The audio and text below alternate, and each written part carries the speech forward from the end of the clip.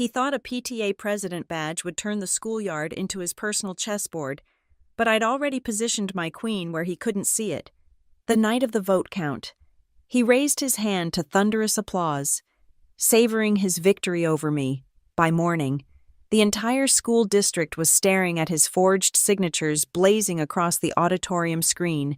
He beat me at the election, sure, but he never knew who I'd backed. My name is Mara Ellis, and I've spent the last decade making sure numbers tell the truth, even when people won't.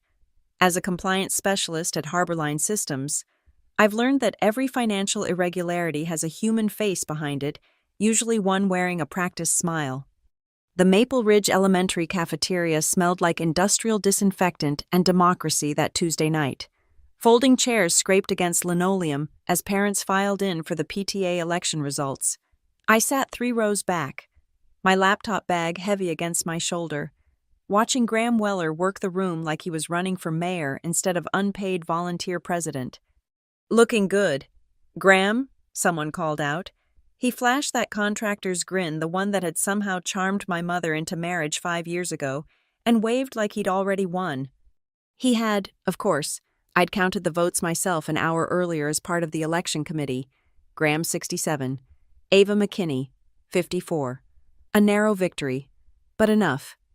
"Ladies and gentlemen," the outgoing president announced, "your new PTA president, Graham Weller." The applause felt rehearsed.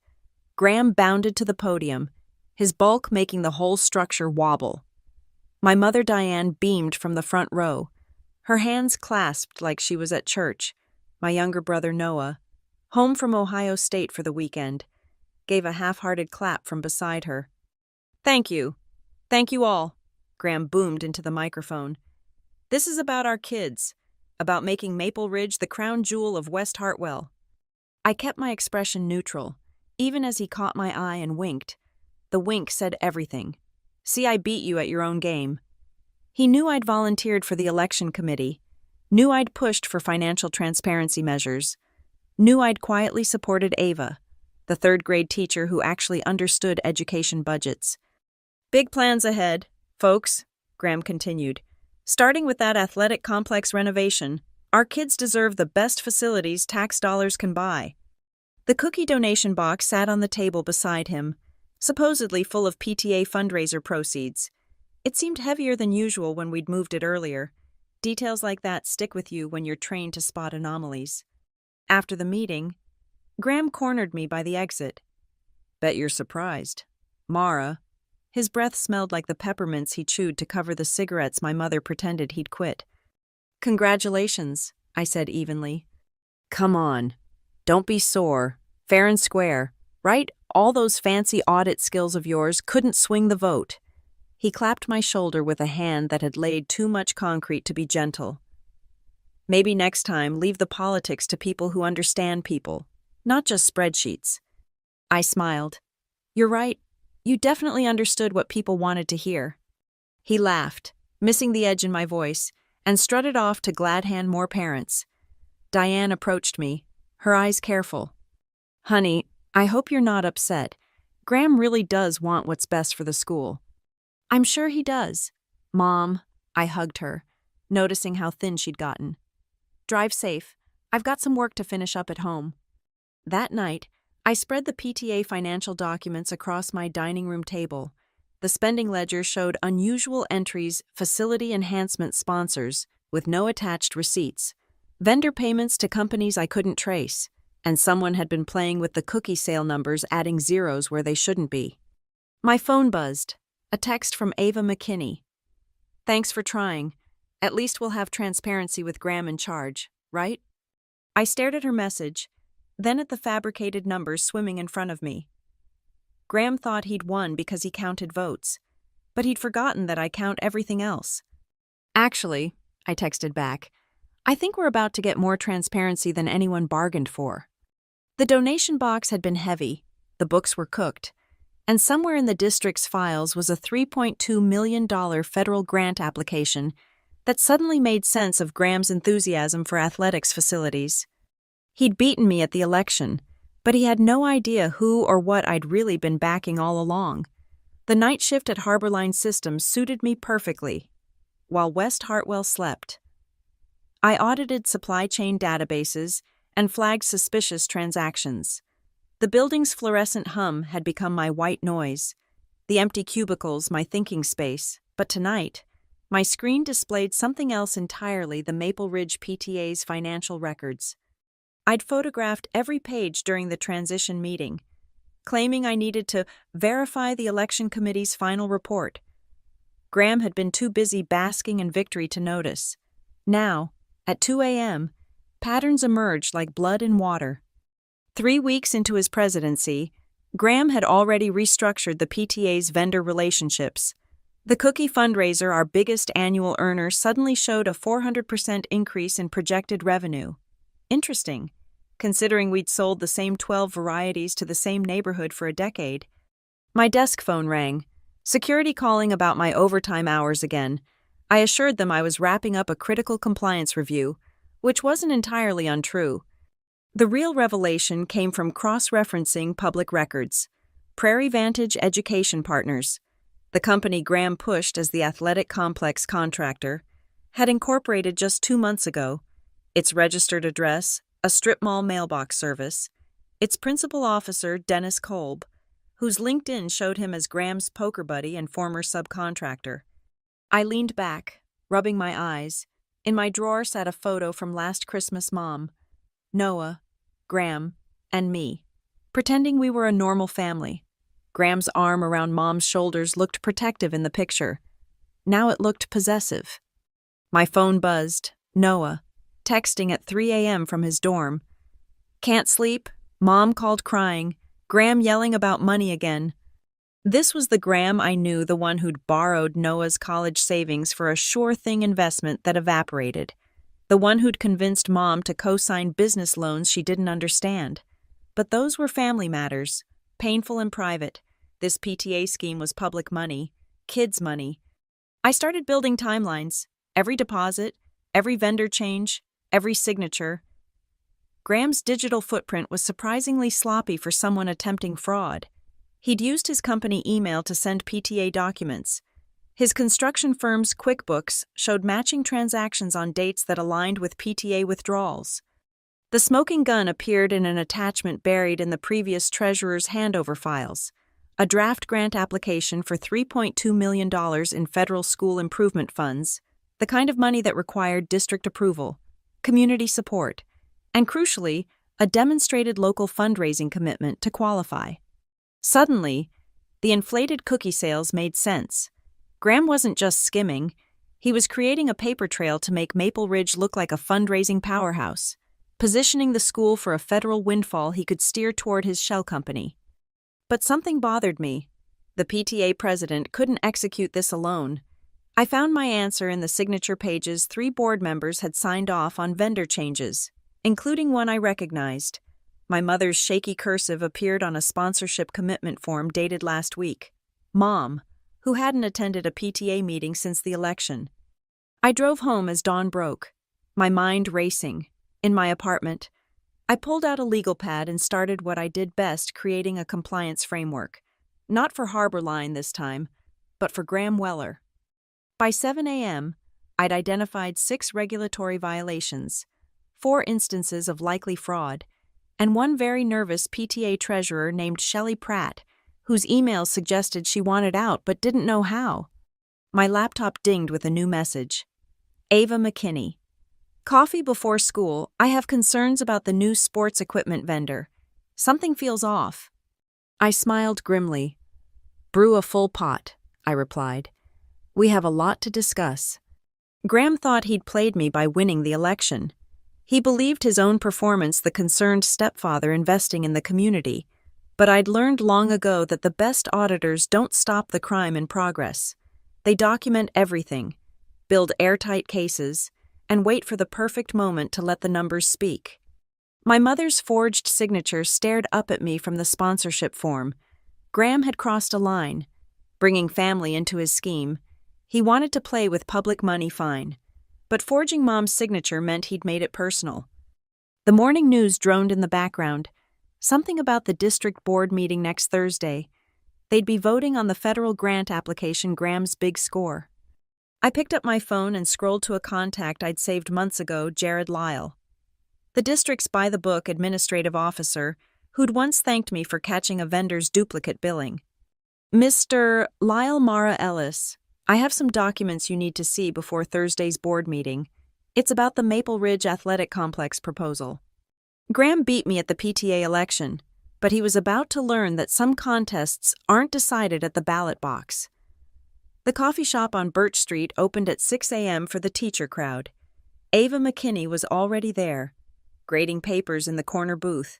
She looked up as I slid in across from her, my laptop bag bulging with evidence.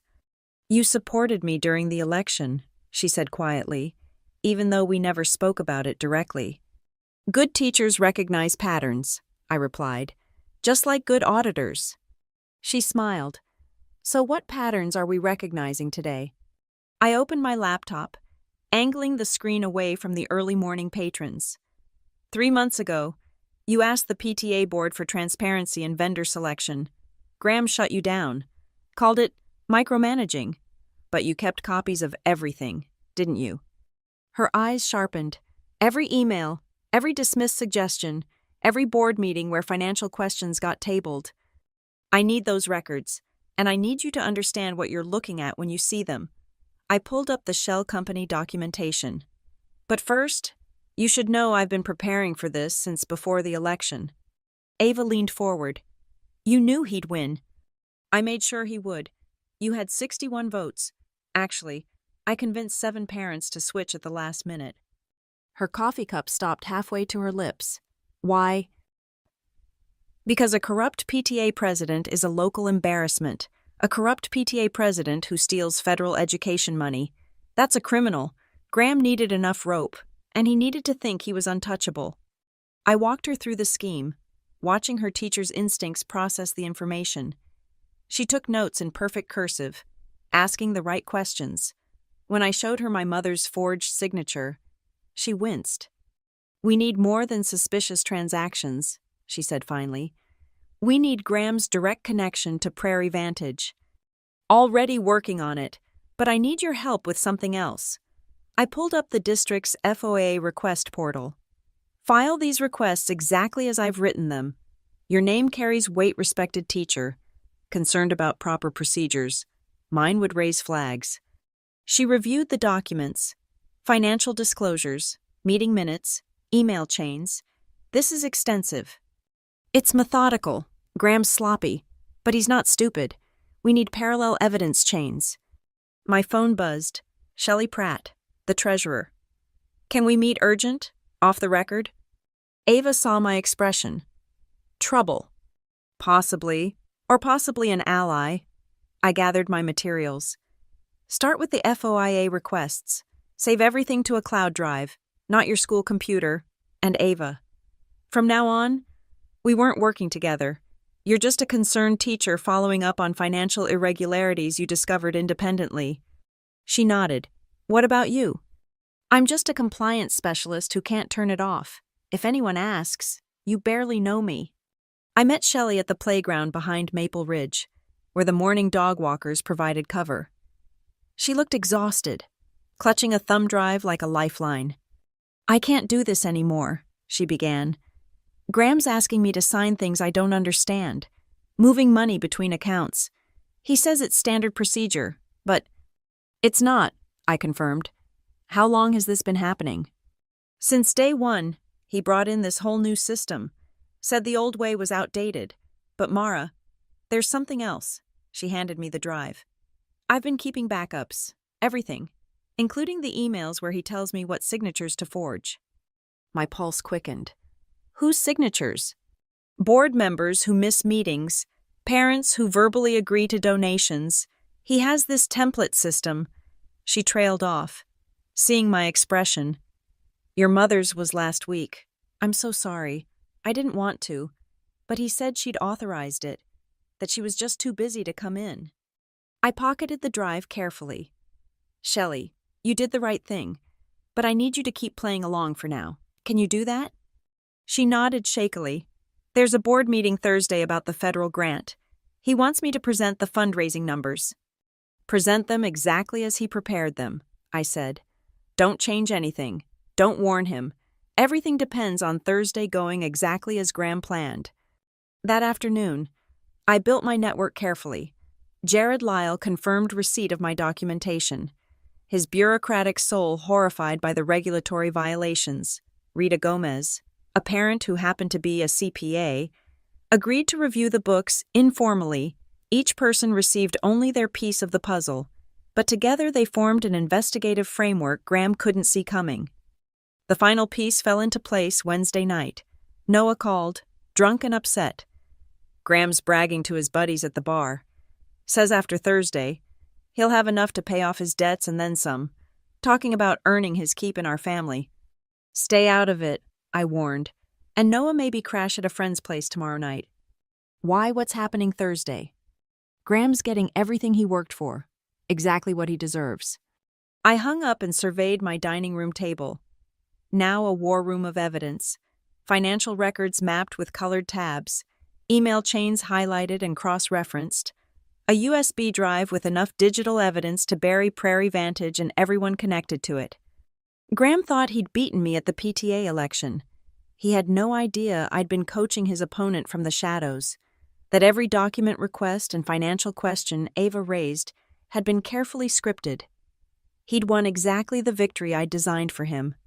Thursday's board meeting would be his triumph, right until it became his undoing. Wednesday morning arrived with Graham in full campaign mode. He'd scheduled a PTA emergency session to fast-track the athletic complex proposal before Thursday's district board meeting. I watched from my car as he glad-handed arriving parents. His contractor's polo stretched tight across his chest, that salesman's smile never wavering. My phone rang, unknown number, but I recognized Graham's office line. Mara, sweetheart, his voice oozed false warmth. Heard you've been asking questions about PTA business. Thought we should talk. I'm at work, Graham. This is about your work, actually. Funny thing, I've got a buddy who knows some folks at Harbor Line. Says they're real particular about employees who moonlight, especially in, what's it called, competitive intelligence. I kept my voice steady. I'm not sure what you mean. Just thinking out loud. Shame if someone got the wrong idea about all that time you spend with school financial records. Might look like corporate espionage to the wrong eyes. Is that a threat, Graham? He chuckled. Threat? No. Just a stepfather looking out for family. Your mom worries about your job security. All those late nights. Can't be healthy. After he hung up, I sat in my car for a full minute, processing. Graham had just made a crucial error he'd confirmed he was watching me, which meant he was worried. That evening, Mom called during dinner. Her voice sounded strained. Careful. Honey, Graham says you've been interfering with his PTA work. Mom, did you sign a sponsorship commitment form last week? Silence. Then, Graham handles all that paperwork. He says it's easier if he takes care of everything. Mom, I need you to listen carefully. Don't sign anything else. And tomorrow night, maybe visit Aunt Linda in Columbus. Just for a day or two. Mara, you're scaring me. Trust me, please. I spent the rest of Wednesday preparing a special package. Not the evidence files, those were already distributed to my network. This was something different, a FOIA request, carefully crafted to seem routine, the kind of busywork inquiry that would annoy Graham just enough to make him responsive. I submitted it through the district portal at 11:47 p.m., timing it to land in Graham's inbox first thing Thursday morning. The subject, Request for PTA Vendor Certification Documents. Boring, procedural, the kind of thing a compliance specialist might file out of habit. But I'd worded it specifically to trigger Graham's paranoia. References to audit trails and federal compliance standards, just enough to make him think I was fishing blindly, not sitting on a mountain of evidence. Thursday morning, I arrived at work early, maintaining my normal routine. At 8:15, my phone buzzed. Graham had taken the bait. His response to the FOIA request was a masterpiece of overcompensation. Instead of the simple vendor list I'd requested, he'd attached dozens of documents, trying to bury me in paperwork, construction permits, insurance certificates, contractor recommendations, and there, in his haste to seem transparent, he'd included something damning. Email metadata showing document creation dates that preceded the PTA vote to hire Prairie Vantage. Internal memos discussing the athletic complex from his personal email. And most crucially, a draft contract with payment schedules that matched the inflated cookie fundraiser deposits exactly. Graham had been so eager to overwhelm me with compliance theater that he'd handed me the very evidence I'd been missing. I forwarded everything to Jared Lyle with a simple note. Per your request, supporting documentation for tonight's presentation. The district board meeting was scheduled for 7 p.m. At lunch, Shelley texted that Graham wanted her there by 6:30 to prep the numbers. I told her to be there at 6:45 instead. Every minute would count. That afternoon, I took a half day off work. Officially, I was dealing with a family matter. Unofficially, I was coordinating the final pieces. Ava had filed 12 FOIA requests, each one raising different concerns about procurement procedures. The district's legal team was scrambling to respond before the meeting. Rita Gomez had prepared her own analysis of the PTA books, finding $47,000 in accounting irregularities that demanded explanation. Jared Lyle had quietly added a public comment period to the board agenda, moving it before the grant vote instead of after. By 5 p.m., everything was in motion. I sat in my apartment, laptop open, watching the district's live stream portal queue up for the meeting. Graham's triumph was hours away. My phone lit up with texts from Mom. She was at Aunt Linda's, confused but safe. Noah confirmed he was staying on campus. The family pieces were clear of the blast radius. At 6:15, Graham posted on the PTA Facebook page, "Excited to share our vision for Maple Ridge's future tonight. This is what community partnership looks like."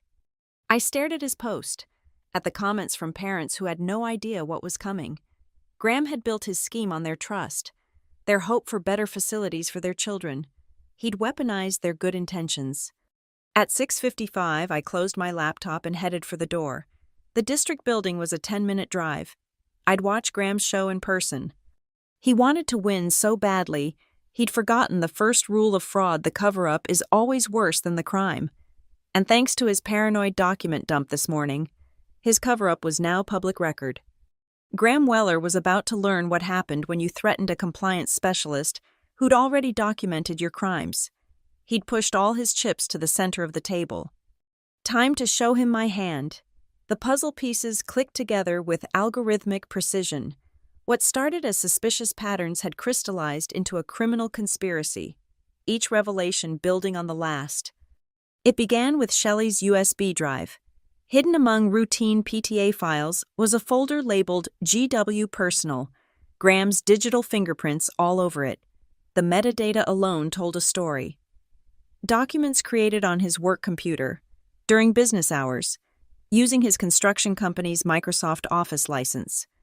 But the smoking gun was an Excel spreadsheet titled Cash Flow Projections Athletic XLSX.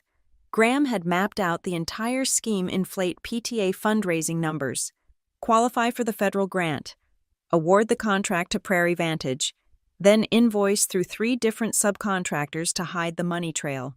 He'd even calculated his take $1.2 million over 18 months. I cross-referenced every transaction with public records. The sports equipment vendor that received $15,000 last month. The address belonged to a storage unit. The facilities consultant paid $8,000 for assessment services, Graham's former concrete supplier, who'd gone bankrupt last year. The web of connections grew more intricate. Dennis Kolb, Prairie Vantage's paper president, had received a loan from Weller Construction 2 days after incorporating. The loan amount: exactly what was needed to meet bonding requirements for district contractors. Jared Lyle's cooperation proved invaluable. His access to district systems revealed that someone had been drafting contract documents weeks before the PTA vote. The digital signatures showed careful spacing, as if someone had been practicing my mother's handwriting. "There's something else," Jared said during our Wednesday meeting.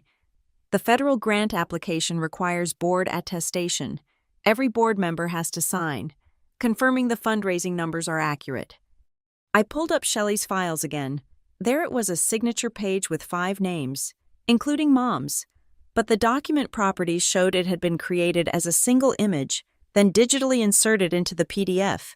Graham hadn't just forged signatures, he'd created an entire false attestation document. Rita Gomez's accounting analysis revealed another layer. The inflated cookie sales weren't random, they precisely matched what the district needed to show a 40% increase in community investment. A key metric for federal funding. Graham had reverse-engineered the numbers, working backward from his goal. But Graham's sloppiness emerged in the details. He'd used the same PDF signature template across multiple documents, creating an identical pixel pattern.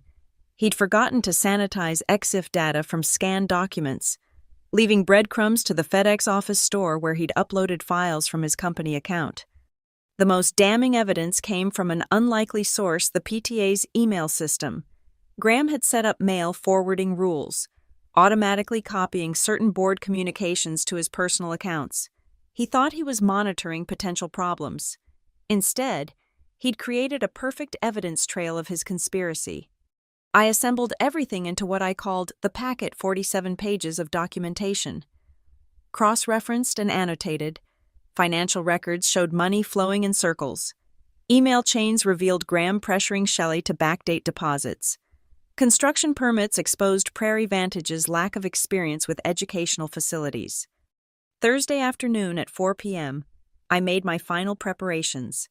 I encrypted copies of everything, uploaded them to secure cloud storage, and created a distribution list.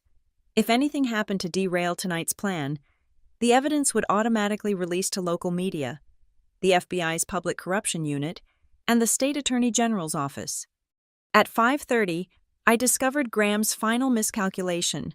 In his paranoid FOIA response that morning, he'd included an email thread I hadn't seen before. It showed him coaching someone on how to respond to potential audit questions. The recipient, a district employee who'd been helping expedite his paperwork. This changed everything. The corruption went beyond PTA funds, it reached into the district itself.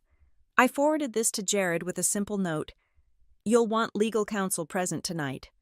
By 6 p.m., I was parked outside the district building, watching Graham's pickup truck in the lot. He'd arrived early, no doubt to glad-hand board members before the meeting. Through the windows, I could see him in the conference room, his broad frame leaning over documents, gesticulating confidently. Shelley arrived at 6:42, looking pale but determined. She carried the official PTA presentation folder, the same cooked books Graham expected her to present. What he didn't know was that she also carried a second folder, prepared by Rita and verified by me. At 6:50, Ava entered with 3 other teachers. They took seats in the public section, each carrying notebooks, witnesses, strategically placed. 6:55, Jared emerged from a side office with 2 people in suits. District counsel. The battlefield was set. My phone buzzed. A text from Noah. "Graham just called Mom. Told her to watch the live stream tonight. Said he's about to make the family proud." I texted back, "Tell Mom to watch. She should see what her husband really values." At 6:58, I entered the building. Graham was too focused on his triumph to notice me slip into the back row. The board members were taking their seats, shuffling agenda papers. The live stream camera blinked red. Everything I'd built over the past months, every document, every alliance, every carefully placed piece of evidence would culminate in the next hour. Graham thought tonight was his victory lap. He had no idea he'd been running straight toward a cliff, and I'd been patiently building the evidence bridge that would let justice walk right over him. The board president called the meeting to order. Graham straightened his tie, checked his notes one last time, and prepared to pitch his $3.2 million fraud. The trap was set. All that remained was letting Graham spring it himself. The West Hartwell District boardroom hummed with anticipation. Board members sat behind their curved desk like judges, nameplates gleaming under fluorescent lights. The public gallery was fuller than usual. Word had gotten out that tonight's vote involved serious money. Graham sat in the front row, his PTA president badge prominently displayed. He kept checking his phone, probably reviewing his talking points one last time. Shelley sat beside him, clutching both folders, her knuckles white. "Next item," the board president announced. "The Maple Ridge Elementary Athletic Complex Improvement Grant, Mr. Weller." Graham rose with practiced confidence, buttoning his blazer as he approached the podium. The live stream camera tracked his movement. Somewhere, my mother was watching her husband's big moment. "Good evening, board members. As PTA president of Maple Ridge Elementary, I'm proud to present our application for the $3.2 million federal improvement grant." He clicked his remote, and the projection screen filled with glossy architectural renderings. A state-of-the-art athletic complex, complete with indoor basketball courts and an Olympic-sized pool. Parents in the gallery murmured appreciatively. "Our community has shown unprecedented support," Graham continued. "Through grassroots fundraising, we've increased our PTA revenue by 400% in just 3 months. Cookie sales alone generated $180,000. I watched board members exchange glances. Those numbers should have triggered immediate skepticism. But Graham pressed on, his contractor's charisma in full effect. Prairie Vantage Education Partners has provided a comprehensive proposal. They're ready to break ground immediately upon funding approval. He gestured to the projection. "Our children deserve these facilities. Maple Ridge deserves to compete with the best schools in Ohio." The board president nodded. "Thank you, Mr. Weller. We'll now open the floor for public comment before the vote." This was the deviation from the agenda. Graham's smile flickered as Jared stood up from the staff table. "We've scheduled 15 minutes for community input," Jared announced, his bureaucratic monotone betraying nothing. Ava McKinney was first to the microphone. "Ava McKinney, third-grade teacher at Maple Ridge. I have concerns about the vendor selection process." She placed a manila folder on the podium. "I've submitted 12 FOIA requests over the past week regarding Prairie Vantage Education Partners. The company incorporated just 60 days ago. They have no prior educational facility experience. Their registered address is a mailbox at a UPS store." Graham shifted in his seat. "If I may respond." "Public comment period. Mr. Weller," the board president interrupted. "You'll have opportunity for rebuttal." Ava continued methodically. "Furthermore, the dramatic increase in fundraising doesn't match our actual cookie sales. I have parent order forms showing total sales of approximately $45,000, not $180,000 as claimed." She stepped down, replaced immediately by Rita Gomez. "Rita Gomez, CPA and Maple Ridge parent. I've reviewed the PTA's financial statements at Ms. Pratt's request." Rita opened her laptop. "There are $47,000 in unsubstantiated transfers between PTA accounts and external vendors. The documentation provided shows clear signs of manipulation." Board members were leaning forward now. The district's legal counsel whispered urgently to each other. Graham stood up. "This is obviously a coordinated attack." "Mr. Weller, please remain seated during public comment," the board president said sharply. The coup de grace came from an unexpected source. A man in a civic integrity clinic polo approached the microphone. "David Chen, attorney with Civic Integrity Clinic. We were contacted this week regarding potential fraud in federal grant applications." He connected his laptop to the projection system. "What you're about to see are documents provided by a whistleblower." The screen filled with Graham's Excel spreadsheet, his entire money laundering scheme laid out in his own cells and formulas. Gasps rippled through the room. This document was created on Mr. Weller's computer during business hours and shows premeditation to defraud federal education funds. The next slide showed the signature attestation page. These board signatures were digitally forged. Pixel analysis confirms they were created from a single template, then inserted into the document. Graham was on his feet again. "Those are fabricated." "Mr. Weller?" The board president's voice cut like ice. "Are you suggesting these aren't your documents?" David continued relentlessly. "We have email evidence of Mr. Weller instructing the PTA treasurer to falsify deposit records. We have proof that Prairie Vantage Education Partners is a shell company owned by Mr. Weller's associate, We have documentation that construction materials invoiced for athletic equipment were actually delivered to Mr. Weller's commercial projects. The boardroom erupted. Parents shouted questions. Board members demanded answers. Graham's face had gone from red to pale, his salesman's smile finally cracking. Furthermore, David raised his voice over the chaos, we have evidence that a district employee has been facilitating this scheme. We've provided all documentation to appropriate authorities. The board president gavelled for order. Mr. Weller, given these allegations, do you wish to withdraw the grant application? Graham gripped the podium. This is a witch hunt. I've done nothing but try to improve our school. Mr. Weller, the district's legal counsel stood up. I strongly advise you to stop talking. Anything you say now can be used in criminal proceedings. The words criminal proceedings hung in the air like smoke. Graham looked around wildly, his empire crumbling in real time on live stream. Then, from the back of the room, a small voice. I didn't sign that. Everyone turned. There, in the doorway, stood my mother. She must have driven straight from Columbus. My mother stood in the doorway, her slight frame trembling but her voice clear. That signature on the attestation form, I didn't sign that. I've never signed any PTA documents. The boardroom fell silent. Graham's face cycled through emotions: surprise, anger, then something like fear. Diane, honey, he started, his voice strained. You're confused. We talked about this. No, Mom stepped forward, past me, toward the front. You told me you'd handle the paperwork. You said it was easier that way, but I never signed anything. The board president leaned into her microphone. Ma'am, are you saying your signature was forged? Yes, Mom's voice grew stronger. And it's not the first time.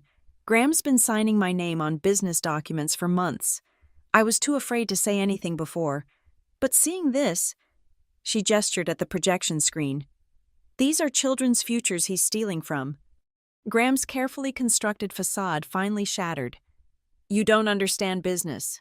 Diane, I was protecting you. From what? From knowing you were stealing from my daughter's school. The district's legal counsel stood abruptly. We need to suspend this meeting pending law enforcement involvement. But the board president held up a hand. First, let's address the immediate matter. All in favor of rejecting the Maple Ridge Athletic Complex grant application. 7 hands raised immediately, unanimous. Motion carries. The application is rejected. She turned to the gallery. I'm calling an emergency recess. Nobody leaves this room. Graham started toward my mother, but 2 security officers stepped forward. Jared must have arranged for extra security tonight. Ava McKinney stood up. As a Maple Ridge teacher and concerned citizen, I move for an immediate vote of no confidence in Graham Weller as PTA president. You can't do that here, Graham sputtered. Actually, Shelley Pratt finally spoke, her voice shaking but determined. According to PTA bylaws, any board member can call for an emergency vote in cases of financial misconduct. I second the motion. Parents throughout the gallery began standing. 3rd, 4th. I vote yes. It was chaos, but purposeful chaos. Graham stood isolated at the podium, watching his carefully built kingdom crumble in minutes. The projection screen still displayed his fraud roadmap. Someone, probably David from the Civic Integrity Clinic, had switched to a new slide, Graham's email instructing Shelley to make the numbers work, and Diane won't notice if you sign for her.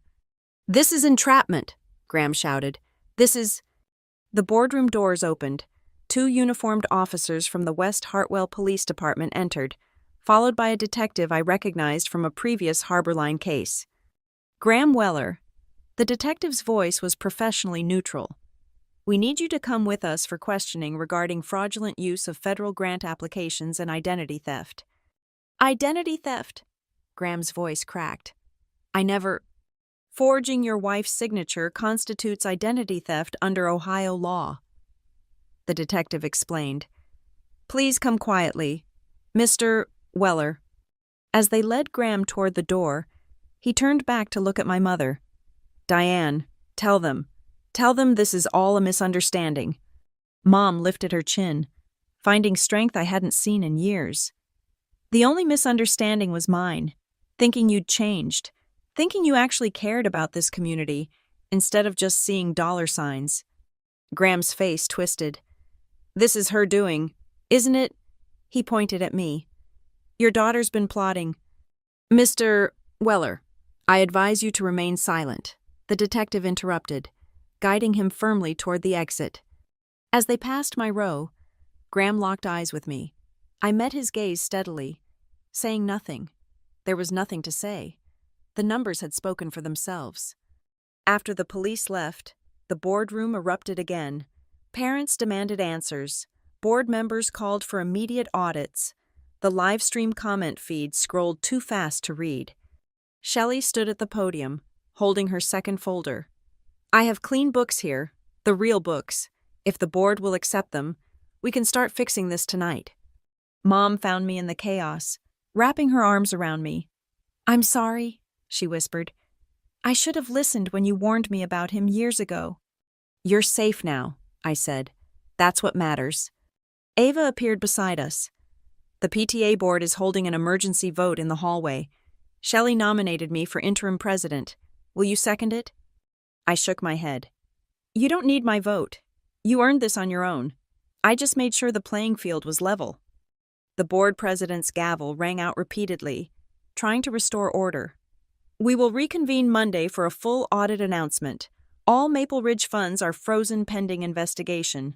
Meeting adjourned.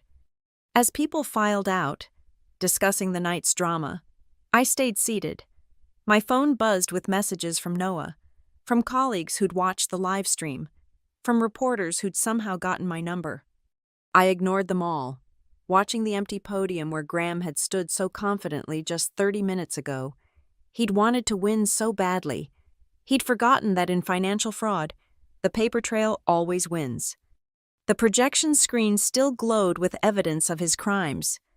Someone had left the final slide up a photograph of Graham's forged signature beside my mother's real one. The difference is obvious under analysis.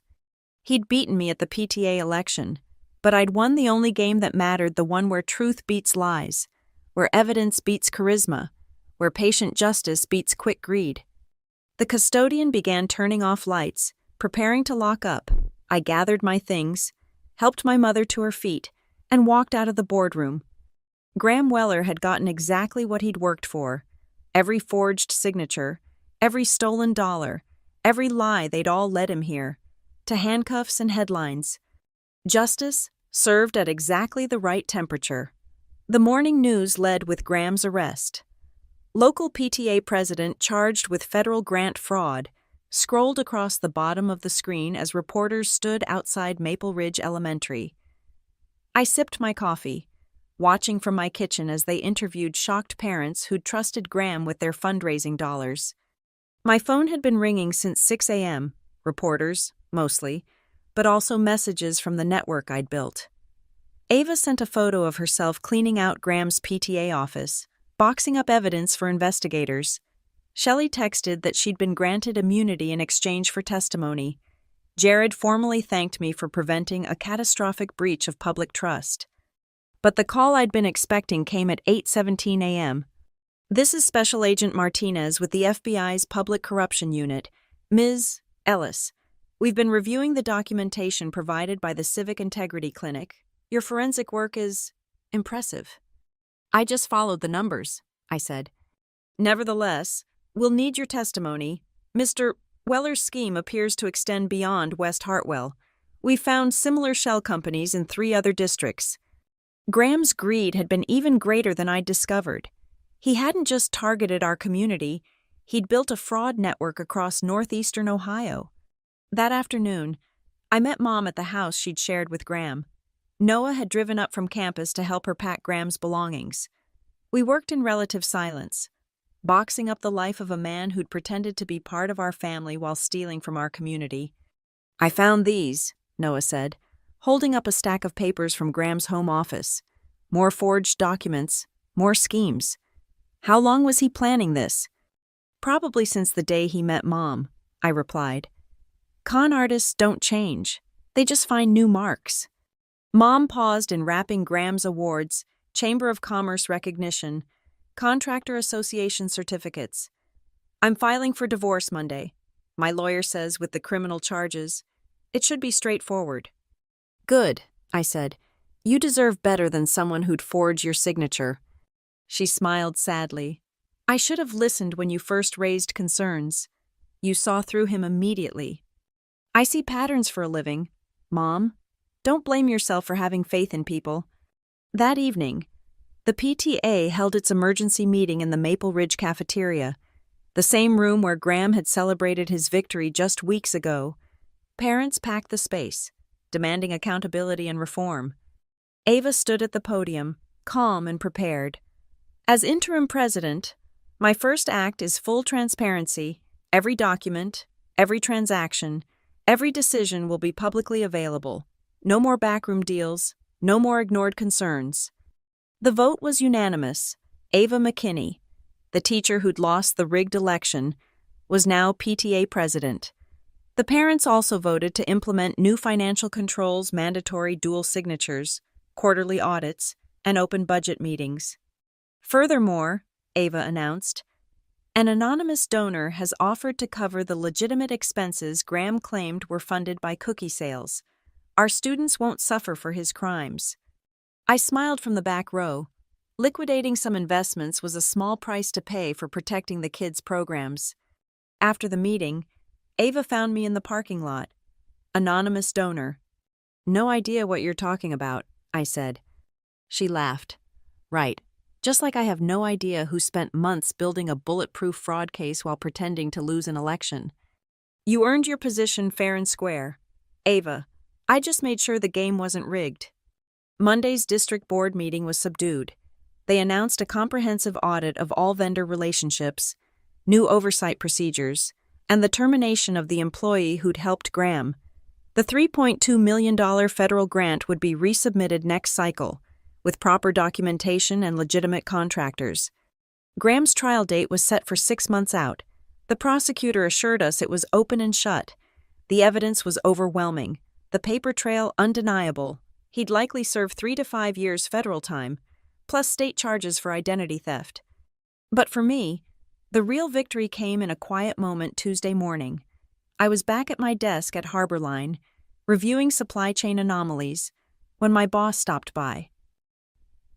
Heard you had some excitement with your volunteer work, she said. Just applied the same principles I use here, I replied. Good work, Ellis. Both here and there, integrity matters, whether it's corporate funds or cookie sales. She was right. The amounts were different, but the principle was the same. Someone always pays when trust is broken. Graham had thought he was stealing from a budget line item.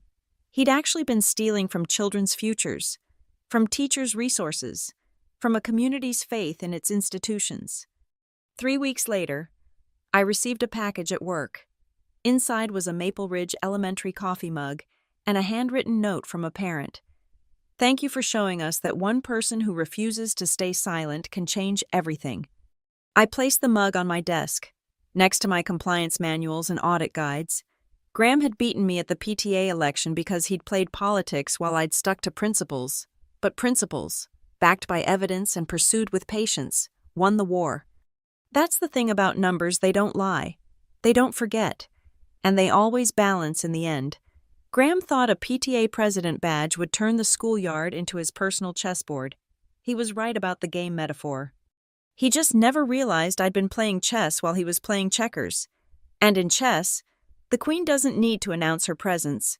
She just needs to be in the right position when the king falls. Graham Weller learned that lesson in handcuffs, watching his carefully constructed scheme collapse under the weight of its own documentation. He'd won the election but lost everything else: his freedom, his reputation, his family, his future. As for me, I went back to my night shifts, my spreadsheets, my quiet work of keeping systems honest. But sometimes, when I pass Maple Ridge Elementary and see kids playing on equipment funded by legitimate donations and transparent processes, I remember that October night when Graham raised his hand in victory. He thought he'd beaten me. He never knew that I'd already won. Thank you so much for listening to this story. I'd love to know where you're tuning in from. Drop a comment below and let's connect. Share your thoughts on justice, standing up to corruption, or similar experiences you've witnessed. If this story resonated with you, please subscribe to the channel and hit the like button. And if you really want to help more people discover stories like this one, hit that hype button. It makes a huge difference in reaching others who need to hear that standing up for what's right is always worth it. Until next time, keep fighting the good fight.